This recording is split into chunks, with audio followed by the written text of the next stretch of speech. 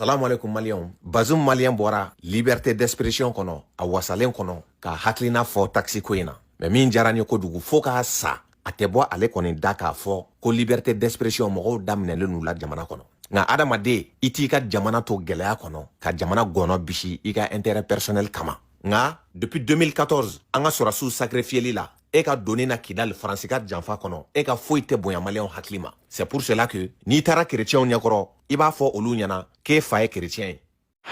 Moi mon père biologique était chrétien et ma mère est musulmane.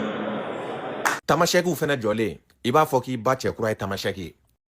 Aujourd'hui ma mère biologique est mariée à un tamashek. Adamaden baliguni shiye bisoro kuma do be surtout masaw ka kola baga furuko kuma pour que tamasheku be se ku yera ye ela argument be ban e da fo ka ta senima ayne jigla misa ko duguma del ka ye politique mo la folo. Bon, ni tara donso fene nyakoro ibe fen wore fo mine ni shi fene tekle. Bon, malien dume dien na tike fen bela jelen fe fo nenflatigi e ba furule no tamasheki ma nema do kuma ina de sabula no e tien e min ke kidal e kunto ke ou be eti ba che fedi parce que abna na ko vie privée ye tan jama kama joro kama intérêt personnel kama na yanda do ala kan yaw mafia. Bon, ne ma kelen dum fene tina seka do dine flala no fe dalu la jatemino la image la ñiningalu ni fesselu ebeta église la ebeta misiri la. Bon, anga bo au bekono ikoko taxi ko ka gelera tu veux te faire un nom.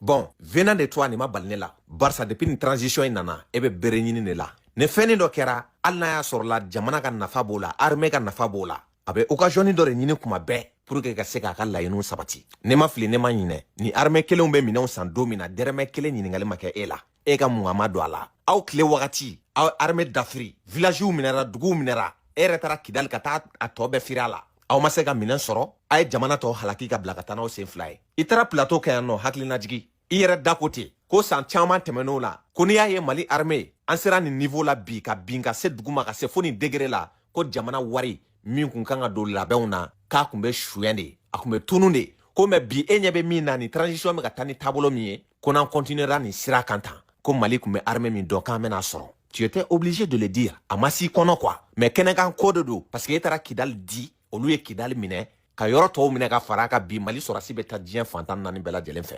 Na c'était féminin abo feni caresse ka nyadoni mais sauf que jamana kono deunde ba ale don ko dugun quoi angala me. Je disais que l'armée est en train de reprendre du poil la bête.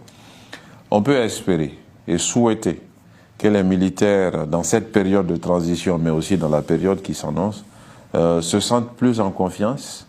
Les ressources formidables qui sont allouées à l'armée ne soient pas détournées, puisqu'il y a une bonne partie des ressources qui étaient détournées les dernières années, ce qui paupérisait davantage nos troupes sur le terrain et qui les limitait dans leur action. Si toutes ces ressources vont aux destinations, les militaires en prendraient de la graine et seront, je pense, plus efficaces. Donc on peut espérer un mieux dans les semaines, dans les mois à venir avec cette nouvelle donne.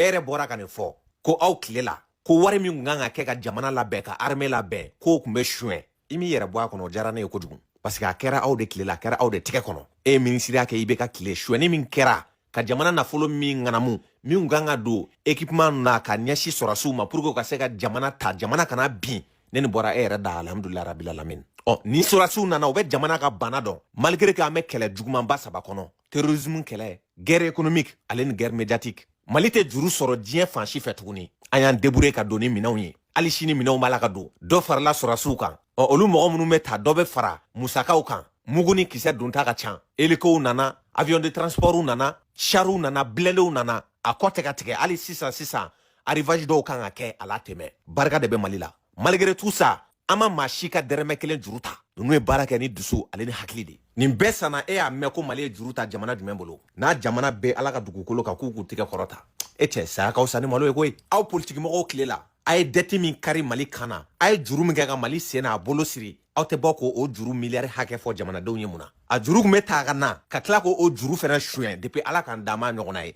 kata juru ta ka kla kana no e jamana kono ko latunu jamana kono deuna nunu ya préféré ube mun bo da uba wale ya de ke ka jetwabu nu ka nafolo ko nafolo na condition nafolo na wajibi bleun ka jamana ta ka jamana ka intérêt ta amana gele togo la amanya shi an yere de ma ma nyana bani no che o yere wolo ya tamashere di sino ne awdu aw beta juru de taw ka jamana bila jurudugu kɔnɔ fo san 30 wɛrɛ an bɛ sa an tɛ b'a sarali la n'a fɔra an bana tubabu ka sɔrɔ la k'an bɛ k'an yɛrɛ ye hali n'a ka gɛlɛ o wagati de a bɛ fɔ ko jamana kɔnɔdenw ka dɔ fara cɛsiri kan ni e m'o o ko dɛmɛ e dun bɛ référence ta jamana min kan n'o ye faransi ye démocratie sira fɛ n'o o faransi kelen i b'o de ka baara la 1983 i b'a dɔn faransi magara diyagosa français ka épargne na k'a ta u ka banki kɔnɔ ka sɔrɔ français ma jɛn n'a ye en 2025 an bɛ don min na ko bi sisan Macron n'a ka ministre n'a ka député en toute urgence k'a fɔ ko faransi mago bɛ nafolo la k'a sɔrɔ cogo t'u ye sabula a ka da ka 3100 milliards de juru bɛ faransi la a tɛ se k'a sara u gɛnna ka bɔ Afrique gɛlɛya b'u da la an ka dugujukɔrɔfɛnw tɛ suɲɛ tuguni AES jamana 3 barika la u gɛnna ka bɔ jamana tɔw la